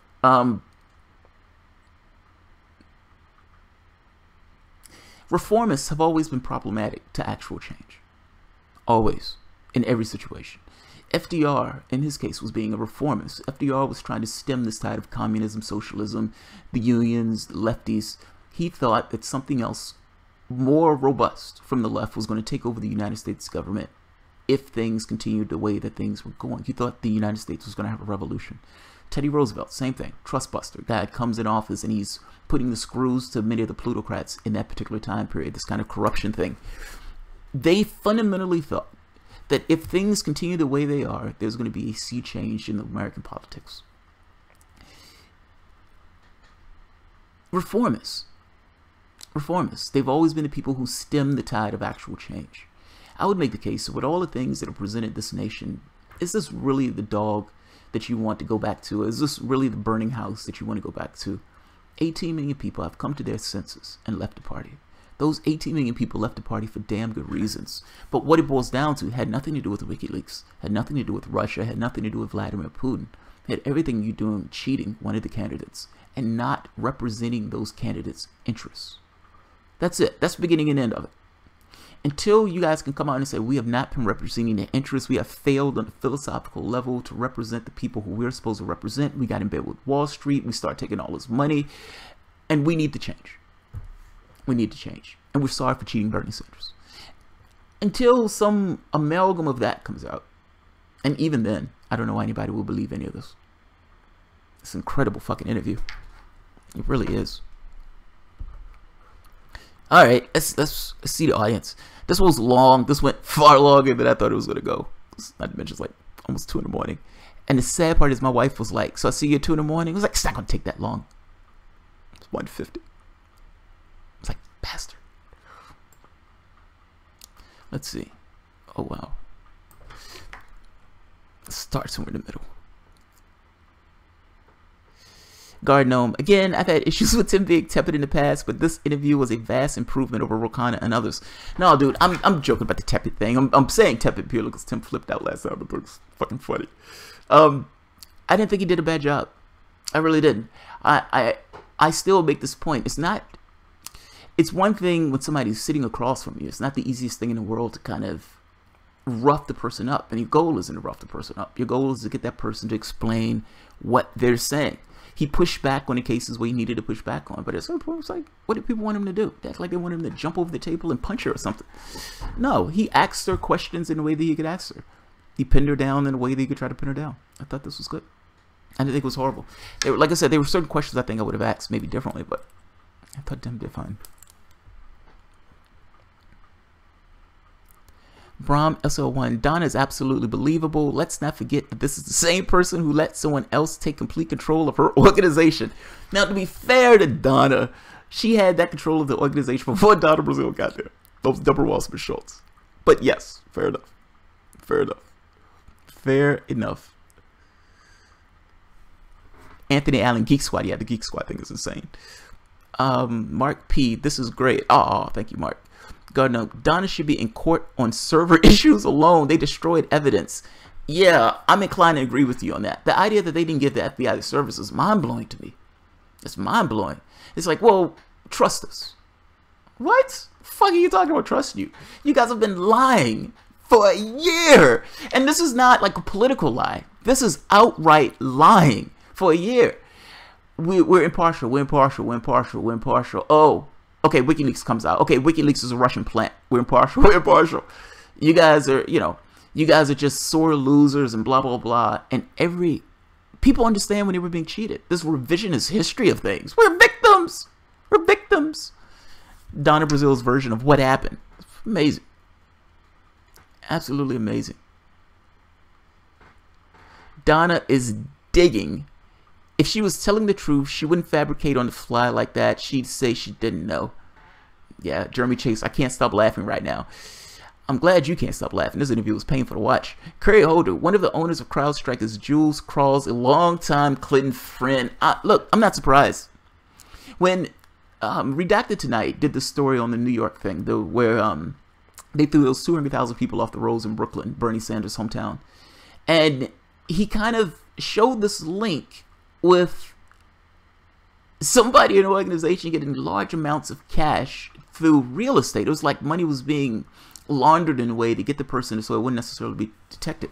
Yeah, it's like all of this stuff was a coincidence. These places were closing down polling locations purely for coincidence. They stole Nevada purely as a coincidence. They threw all these people off the roads in Brooklyn purely as a coincidence. People were showing up at the polls and, nobody knew who those people were. Meaning, as when they went to the polls in order to make their vote, all of a sudden they were switched to Republican or something else. It was all a coincidence. There's nothing to see here, folks. We were hacked. We were attacked. We were blameless. We were victims. Democratic Party. This is called sheepdog. Anthony Allen, you stopped her when she was blowing a kiss to Tim. That's funny. That's funny. Tim is a wife. She better be careful. Zico Moonman on sellouts. Yeah, he shouldn't have had the sellouts in the background. He shouldn't have had that. He should have had a different background for that one. He should have told a different background. My feeling is no sellouts. They could also, you can look at it a particular way where it's, well, she's not selling out the Democratic Party. She is a soldier to the end. And it's like you're sending somebody as a mole into some other organization or a sheepdog and create discontent in an organization and get enough people back into your party. That's what this is. That's all this is. When these guys are going to lefty networks, that's exactly what this is for. Do you honestly believe that Donna Brazile would give two shits of who Tim Black was if she wasn't trying to make inroads into the left? She wouldn't care. She wouldn't care. This is politics. This has nothing to do with I'm just doing this because I'm a good person or anything else. I'm either trying to hawk a book or I'm trying to get a political perspective out into the public consciousness. And my conduit to these things is essentially lefty networks. Yeah. I have to be honest. I think I might have been... I think I would have framed the questions in ways that would have been a little bit more unfair to her. So... and maybe unfair is the wrong word, but I would have framed questions in ways that would have, how can I say this? To be fair, I've never had an adversarial interview though. Like I've never had an interview where I was interviewing somebody who I just completely disdained, and I don't disdain Donna Brazile, but like an interview where you're trying to make this point of you're completely and fundamentally wrong on every level, and I think you're hiding something. There have been interviews, like when I did AJ, where I thought he was just completely wrong. But I don't dislike AJ. The Donna Brazile thing, I think you cheated me. And I think you're on this thing trying to lie and obfuscate and trying to sheepdog people back into the party. My tenor of the interview probably would have been to try to make that known, if that makes sense. But that would have made the interview somewhat tilted and somewhat unfair. So I guess it just depends on how you look at the interview or what the job of the interviewer was. Shirley Vick, actually, Debbie was forced to resign in Philly before the convention. Yeah, I know. I know, she was forced to resign. BB Hammer, Tim Black's interview was disgraceful. He let DB blather on without challenging her. Told her how much he admired her. Wheat, tea, and softball questions. She did prattle on, that's fair. And she did go into the weeds, that's also fair. Some of this depends on what you think your job as an interviewer is, though. Like, you ask her a question and you push back on the question after she answers. Like, I don't know what it's like, what else do you expect him? Yes, he could have framed questions in a different way. That's true. But he brought her onto the show to give her an interview. He wanted, Explain the world from your perspective. My only issue with this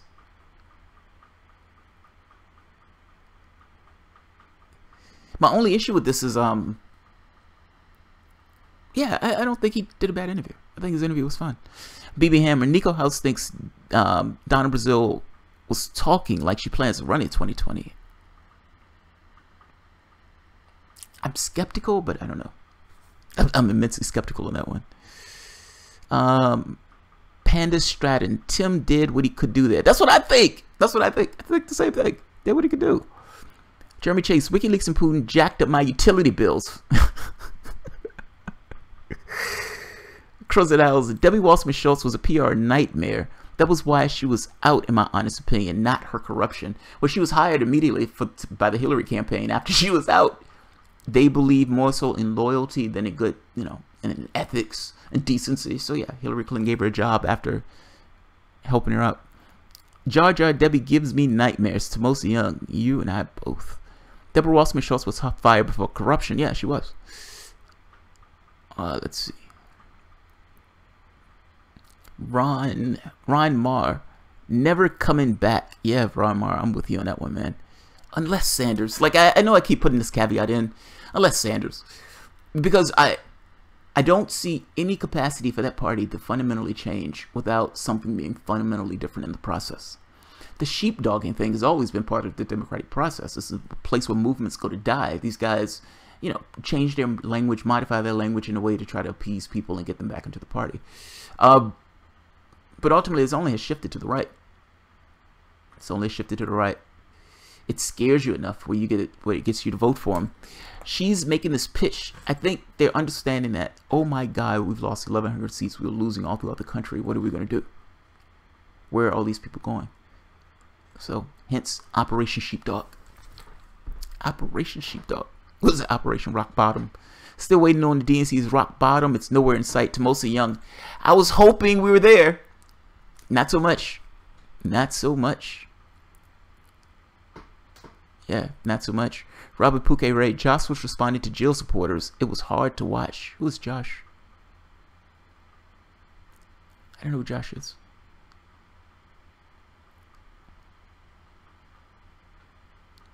I don't get because I've gone green. Yeah, I voted for Jill Stein also. Oh, Josh Fox. Robert Pouquet Ray, Josh Fox, Facebook.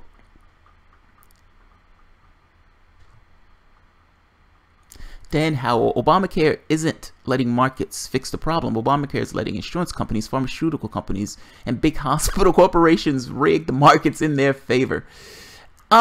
Yes, but ultimately at the end of the day, we're talking about markets. We're talking about ultimately healthcare, but we're still talking about markets. I mean, think of a situation where you're talking, and maybe I'm using my terminology wrong. I just mean this idea of profits being more important than human beings. So yes, those companies can rig the system in the way of saying, this industrial medical complex of sorts, or hell, even this idea of drug costs, not allowing that federal government to negotiate for drug costs. Yeah, I agree with you, but I guess my point is I'm making this point of saying markets being more important than people. Obamacare was a good case of Obama trying to come up with this utopian idea of having insurance companies be a part of this kind of process. Fucking parasites. It shouldn't be a part of any process. Bernie or Demexit. Yeah, Robert Pouquet. Yeah, that was gonna be the bumper sticker. People still support Bernie. Reform Commission makes no sense. Amend amendments of the Reform Amendments. What? Yeah, I'm skeptical of that Reform Commission myself, man. I'm immensely skeptical of that. It's like, hey, we're gonna put in new bylaws. That's great. Didn't you have previous bylaws that you just completely ignored? Yes.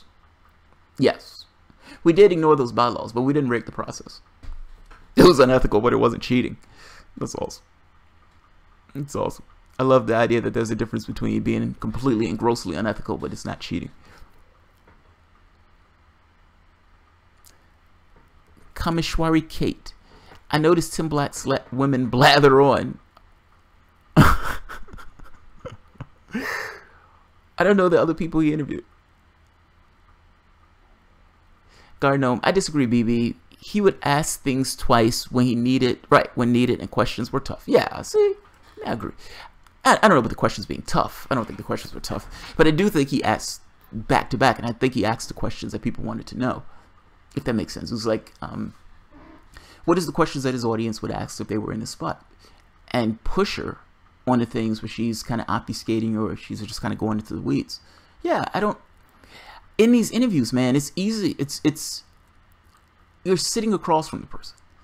And it's still a person. Like, and you're completely aware of the fact that that's a person when you're sitting across from them. There's one thing when you're just talking about somebody and you're distant or something else. But yeah, he asks decent questions. I thought he did it fine. I thought he did perfectly fine. Did she just quote Anastasia, Microsoft Word technical support? I don't know.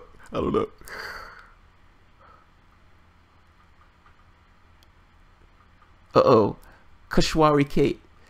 Pedestrone, that is why the establishment hates Bernie Sanders. He tops them, as in the BDSM way. Fucking A, Kate. Fucking A, Kate. Right on. Right on. That's awesome. Bernie Sanders tops the Democrats in a BDSM way. I love that you know that's what the top means in this particular capacity. I think you might be telling on yourself a little bit. That's kind of hot. That's funny. That's more funny than anything else. Yeah, man, they hate Sanders. They hate him.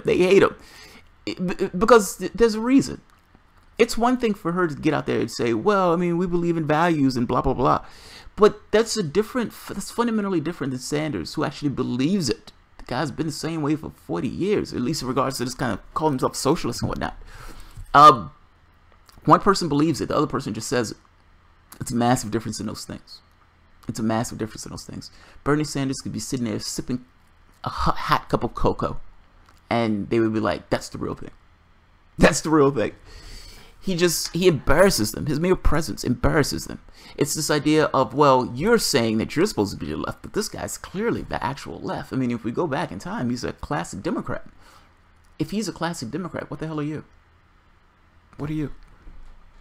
Yeah, he shows their failures. Bob Romero said, now she's revealing that the Green Party is a subsidiary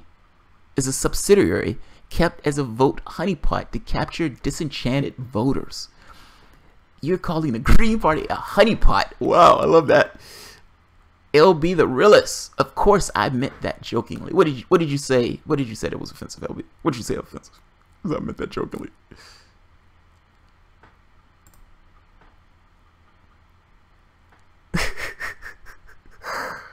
Oh, you called me an idiot. Yeah, that's fucked up, dude. You've hurt my feelings. Let's see. Jeremy Chase, stay with us. We'll fuck you in the ass with a smaller dick. Yeah, Jeremy. Pretty much. We will you lube this time. Crozet Owls, Jamal's eat the rich should go in a bumper sticker. I love that saying. I've said before, there are some words or phrases that for whatever reason are either hysterical to me, hysterical being one of those terms. Eat the rich, yes. Yeah. There needs to be a fundamental sea change in the way we see wealth and wealth and status in the society. There needs to be a complete fundamental change. They should not be applauded. They should not be looked up to. They should be looked at as eat the rich. I say it that way. Exactly. Donna shares many traits with many of the more absurd Republicans. It's because they don't mean anything. They don't stand for anything. It's like if you can spout off all sorts of stuff, they can mean it whatever they want. They're just talking to a very specific audience. The words themselves at that point just lose all meaning. It lose all relevance or attachment to reality. We believe in freedom. Well, Democrats would say that. Republicans would say the exact same thing. We believe in equal prosperity for all. Well, Republicans would say the exact same thing. They're passing this tax bill, putting $1.5 trillion of debt on the back of Americans. And guess what they're using? We're hoping we want prosperity for all. The point of this is to make sure that everybody can pull themselves up by their bootstraps. And we want everybody to be millionaires. And we want everybody to be prosperous. And blah, blah, blah, blah, blah, blah, blah, blah. That's great.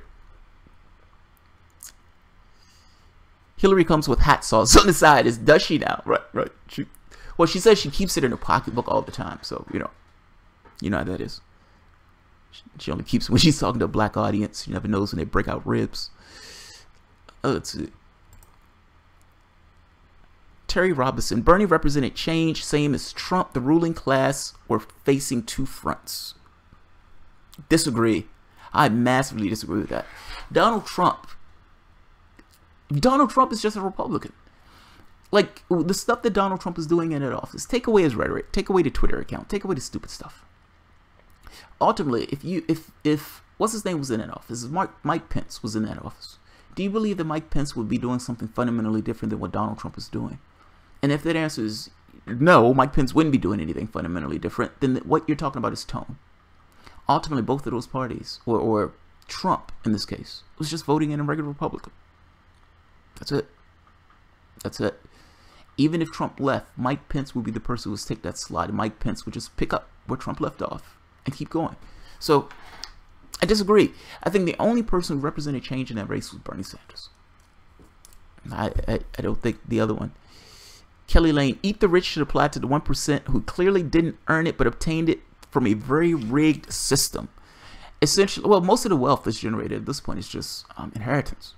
I bequeath it to my relative, and at this point is going to accrue more and more and more and more value and all this other stuff, and paying rents and then loaning it to, you know, instead of taking that money out, it's taxes, pulling that money and putting that money into services. You borrow it. Think about the ridiculousness of that. You bail all of the banks out to the tune of trillions of dollars, or to the tune of like $1 trillion. I think it was like almost $1 trillion. And then you turn around. No, I'm wrong. It was when they considered the what is it called? I can't think of the name of it. But it ended up being like $20 trillion, some insane amount of money that the Fed was putting out.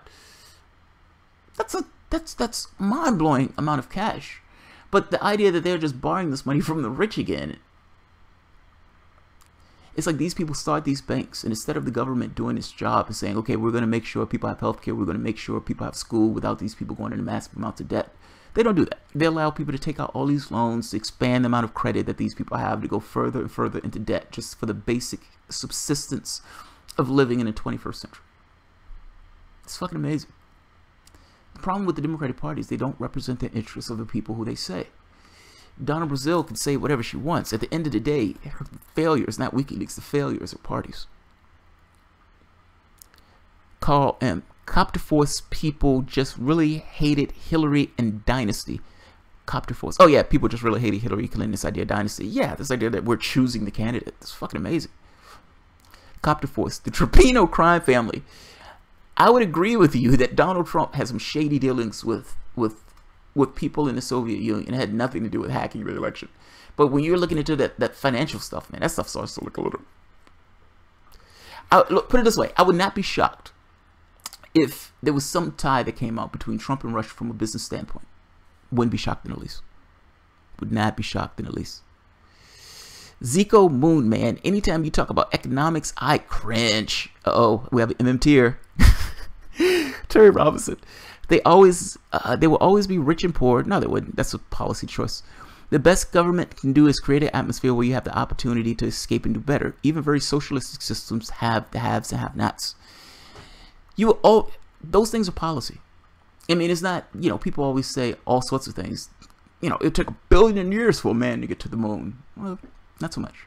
You make a choice in your government about what you believe values or what you believe matters more. You make a choice. These are policy choices. It's not given by God. It's not by God at all.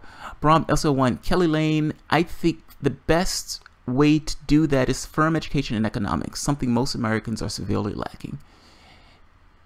Yes. Yeah, I think so. I have a problem with Eat the Rich aimed at all wealthier. At all the wealthy. At all the wealthier? Wealthier? What? You lost me on that one. Aimed at all the wealthy. By Eat the Rich, I don't mean this in a violent way. I mean this from the standpoint of the society looking at these things from the perspective of the 99% and not the perspective of the 1%. That's what I mean by that. That this idea of passing a tax bill where all this money is going to the top 1% will be unthinkable and unheard of. I'm saying from the standpoint of society itself looking at wealth as being this kind of negative, gross thing, particularly if you have anybody living on the streets. There's nobody in this country should have $1 billion if somebody else is sleeping on the street. So that's the way I take this. Money is not real. Those people are. Terry Robinson, if Trump was a Republican, they would have embraced. That's not necessarily true. He has not been. There is no difference between establishment Democrats and Republicans. Donald Trump, what do you believe that Donald Trump have done or has done that a regular Republican wouldn't have done? I don't understand where you're getting this. It's like you're taking Twitter and the things that he say as being actual reality. The reality of the situation is Donald Trump is doing the exact same things that other Republicans would do. The only difference is he's gross. And by the way, they have embraced some of that stuff. So, no, they don't necessarily want to get rid of Obamacare. It's too high profile, and you're talking about taking people's health insurance away. But the majority of Republicans were the majority were behind him. The majority are behind him, at least those in Congress.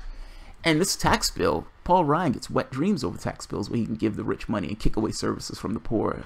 So, yeah, Donald Trump is acting as a regular Republican. You would have to explain to me what Trump did that regular Republicans wouldn't have done. With one exception, the Trans-Pacific Partnership, TPP. Beyond that, I'm at a loss to understand what Donald Trump has done that other Republicans would not be doing. What is the motto of the Cleon Real Estate Broker Association? Today is a good day to buy. I like that, Bob. I like that, Bob. Carl M. Economics. What was that?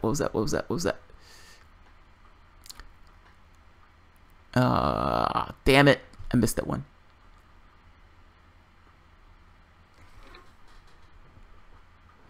Brom SL1, Terry Robinson, no, they didn't embrace him because he's a nut job. That's funny. That's funny. It's mostly young, same corporate masters. BB Hammer, Trump and his family have registered Democrats, and that part is also true. That part is also true. There are pictures with Bill and Hillary just smoozing it up. Paul Oliver, Jamal, would you agree with Bernie that climate change is the biggest issue that we face? It depends on the lens. Like, it's hard to answer that question. What I mean by that is if no, I don't agree with Bernie on that.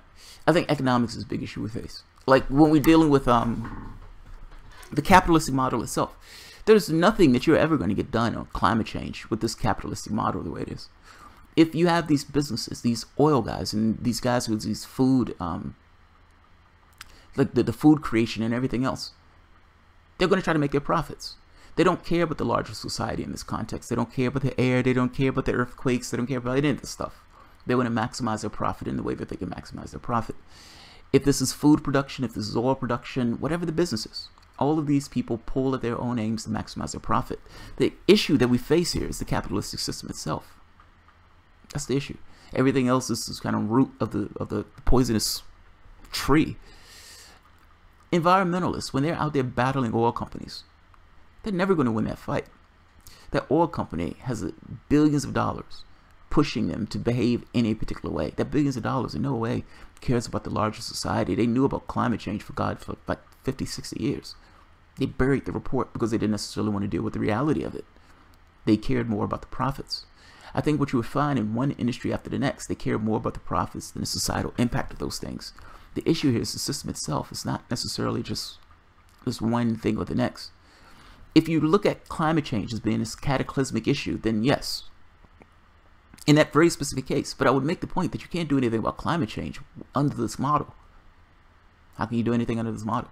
Like you're always, yeah, I think that this issue, a lot of stuff boils down to class. So I don't think you can deal with climate change without dealing with the forces that drive the climate change, if that makes sense. It's like, how can you deal with an issue if you don't deal with the things that are driving that particular issue? Well, cash is driving that issue. So, why does climate change only attack fossil fuel? Suspect. Why does climate change only attack fossil fuel? I don't understand that one. I mean, there are a few things. It's not just fossil fuel. I mean, the funny part is people never bring up, well, they don't necessarily often bring up diet. Like the way we eat our food, the amount of meat that we have in our diet causes just as much damage to the environment as climate change. Like particularly if we were talking about this issue of carbon. So yeah, people don't necessarily bring that one up. I think that one is a little too close to home. I think it's easy to attack the oil company from their standpoint. It's like, those fuckers, as they bite into their hamburger. So, yeah. Mark Blythe explains how Apple had a $4 trillion on $250 billion on hand, borrowed money at low rates, created their own bonds, and bought their own stock with them. Yeah. It's amazing some of the stuff that these people do. Wanker bankers to mostly young. Simon and Garfunkel. I didn't vote for corporate Democrats. I don't either. Pulling out the Trans-Pacific was huge. That's true. No, I agree with you, Terry. That was done in 1 year. That alone was worth him getting elected. Terry Robinson, it depends on what else takes place. Let me say it that way. Look, I think this is an interregnum. And what I mean by that is, I think this is at a time where there's people vying for power within the Democratic Party. And at this point, it is unclear what that's going to look like in 2018 and 2020. And you've galvanized a huge number of people who are willing to leave the party and actually finally, for the first time, think of something fundamentally different than what the party has to offer. I think those things are good. Now, the catch becomes, what is Trump going to do in that office? Is he going to do something that's just ghastly and fucking horrible? If Trump attacks Iran, then the Trans-Pacific Partnership was, it's like all of this is predicated. This is 1 year. All of this is predicated that he doesn't do something that's fucking disastrous, which the last president invaded a country, killed 1 million people. So that's not necessarily a foregone conclusion. And at this point, Trump has lied about pretty much everything that he's come into that office saying, with the exception of TPP. The elite control both parties and they push their agenda no matter what. Stephen Clinton. It's funny. It's hard to argue with that when you look at, what's his name? The Wesley Clark. The military guy who comes out saying that they made a plan to attack multiple countries, ending in Iran or ending in Syria, one of those. But essentially going through the Middle East, attacking one country after the next. And in both administrations, they've stuck to that agenda. It's hard to argue with you on that one, man. Jeremy Chase, the TPP was already dead, though. No, the TPP was not. If you looked at Europe, they had TTIP, TISA, they had all sorts of stuff abroad where they were trying to pass these trade deals. It was not dead. General Wesley Clark, that's a German. M99, exactly, Steve Clinton. And who leads the elite and rules them as well? I think this stuff is just cash, man. I honestly think this stuff is just cash being moved around. So how do we advantage ourselves? How do we make ourselves more cash? How do we get more control? I think that's your system. I think it's your system. First discussion is about ideology, more government or less government. I don't think the question is about more or less government. I mean, I don't look at it that way. I guess I look at it as, what does your society need to do in order to make sure that the people in their society are kept at a particular standard? Meaning, no poor safety net, none of that stuff. What do we need to do to make sure those people are intact? And start from there. The question is not more or less government. The question is, how do you do that? If that means more government, then it means more government. If that means that government needs to create jobs, then government needs to create jobs. Give it to poverty. You shouldn't have poverty in this country. Better government. There you go. None of your business. That's it. Microsoft Word technical support. I think it's a false dichotomy. Yeah, I do too. I think it's a false dichotomy. I do too. All right, guys. I am going to end this. It is, oh, Jesus Christ. It's 2 in the morning. I told my wife that I was going to be finished by like 1 or 12, something like that. So Mrs. Thomas is probably in bed asleep. Or in fact, she probably is up just to spite me. It's like, I knew it was going to be 2. I know it's going to be 2 in the morning. Yeah, guys, just to put a bow on it, I think Tim did a pretty decent job. I don't think he did a bad interview. I think Donna Brazile was in this thing, the sheepdog, like nobody's business. Tim's perspective, he was given an interview. Donna Brazile's perspective, sheepdog lefties back into the party and show them that we're not all that bad and show them that we're willing to talk their lingo and all this other stuff. Sheepdog 101. Sheepdog 101. So they always say Democrats are the place where movements go to die. And I tend to agree with them. And you can kind of see how that works. This idea of, wait, we can change. And then people believe it because they're terrified of the Republican. And you get same old status quo. Doing the same thing over and over again is the definition of insanity, particularly if you think you're going to get a different result. I don't have the expectation of getting a different result, so I don't want to be a part of the process. But look at the interview for yourself. Come to your own conclusions. These are just my thoughts on it. So I will leave it at that. All right, guys. You all have a good night wherever you are.